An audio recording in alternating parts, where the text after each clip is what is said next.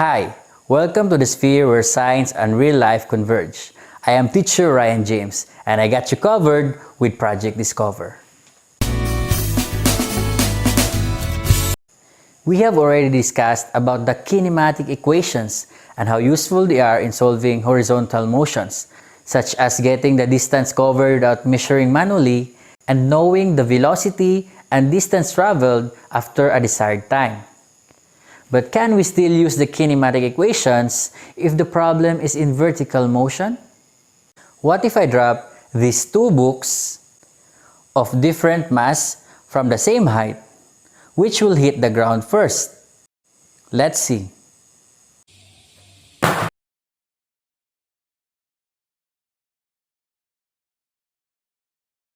How about if I drop these two balls of different mass from the same height? Which will hit the ground first?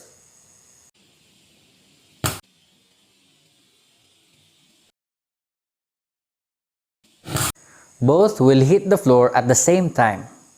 How come? The gravity, baby!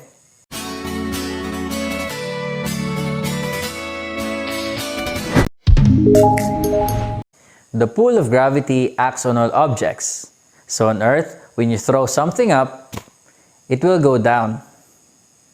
Things thrown upward or dropped downwards from a standstill or free fall always fall at a constant acceleration which has a magnitude of 9.8 meter per second squared. So if an overripe marang fruit fairly falls to the ground, its velocity will increase by 9.8 meter per second every second of fall. This acceleration, known as acceleration due to gravity, is the same for all objects on Earth, even if they differ in mass. And since the books and the balls were released from the same height at the same time, they will reach the ground at the same time. Free fall is an example of uniformly accelerated motion, with its acceleration being negative 9.8 meter per second squared. Negative because it is downward. And yes, we can still use the kinematic equations when we are dealing with vertical motion. The only difference is that when dealing with vertical motion, we will be using the acceleration due to Earth's gravity. Also, it's important to note the displacement d for vertical dimension is height h in your learner's material. But for you not to be confused with different letters that anyways represent the same quantity, we will still use d for vertical displacement. Another example of free fall is a body thrown upward. Take a look at a ball tossed upward. As the ball goes up, it decelerates with a magnitude of 9.8 meter per second squared until it stops momentarily and changes direction. That means, as the ball reaches its maximum height, both velocity and acceleration is zero before it starts to fall.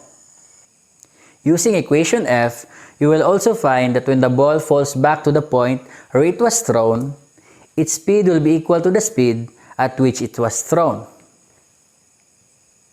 Let's take a look at this problem.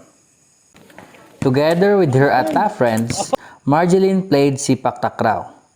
Aiming to render a nice set, Michelle tossed the ball vertically upward with an initial velocity of 5 meter per second and caught back at the same level as when it was hit. What is the velocity of the ball at that point? Note that the magnitude of two velocities are equal, but of opposite directions. If it is going upward, then the vertical displacement and velocity is positive.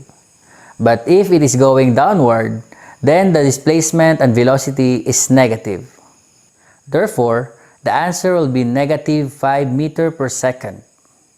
How about acceleration? Acceleration is always negative 9.8 meter per second squared. Negative because objects accelerate towards the center of the Earth.